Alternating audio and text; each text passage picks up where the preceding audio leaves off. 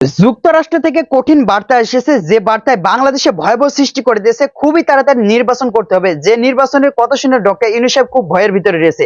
প্রিয় দর্শক, এদিকে কিন্তু যুক্তরাষ্ট্রের সাথে কঠিন সম্পর্ক গড়ে তুলেছে হাসিনা, যে হাসিনা বাংলাদেশে আবার ঢুকে নির্বাচন করে আবারও বাংলাদেশকে তার হাতে নিতে চায়। প্রিয় দর্শক, চাঞ্চল্যকর তথ্য আপনাদের কাছে শেয়ার করবো, আসলে ডক্টর ইউনূস সাহেব ভয় পেয়েছে কিনা এবং হাসিনা আবারও বাংলাদেশে এসে নির্বাচন করবে কিনা এবং যুক্তরাষ্ট্র কি বলেছে বিস্তারিত দেখবেন। তার আগে ছোট্ট একটা রিকোয়েস্ট করতেছে আপনাদেরকে, যারা এই ধরনের নিউজ লাইভ দেখতে ভালোবাসেন, দেরি না করে এই ইউটিউব চ্যানেলটি সাবস্ক্রাইব করে বেল আইকনটি অল করে দেবেন, তাহলে দেশের সকল আপডেট খবর এবং রাজনৈতিক খবরগুলো সবার আগে এক ভিডিওর মাধ্যমে 1 মিনিটের ভিতরে আপনি কিন্তু সর্বপ্রথম দেখতে পারবেন। দর্শক, একটা জিনিস লক্ষ্য করে দেখতে পারেন যে হাসিনা সরকার কি বাংলাদেশে আবারও আসবে?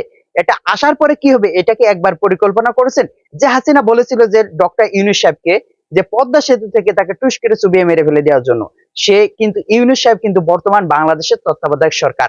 তার হাতে কমপক্ষে 4 বছর 5 বছর ক্ষমতা, তিনি যদি ছাড়েন তাহলে চলে যাবে। তিনি যদি মনে করেন 4 বছর 5 বছর থাকবো, তাহলে কিন্তু থাকতে পারবেন। প্রিয় দর্শক, আরো কিছু চাঞ্চল্যকর তথ্য আপনাদেরকে শেয়ার করতেছি, ভিডিওটি কেউ স্কিপ করবে না। এই ডক্টর ইউনূস সাহেব কি অতি তাড়াতাড়ি বাংলাদেশে নির্বাচন দিয়ে দেবে?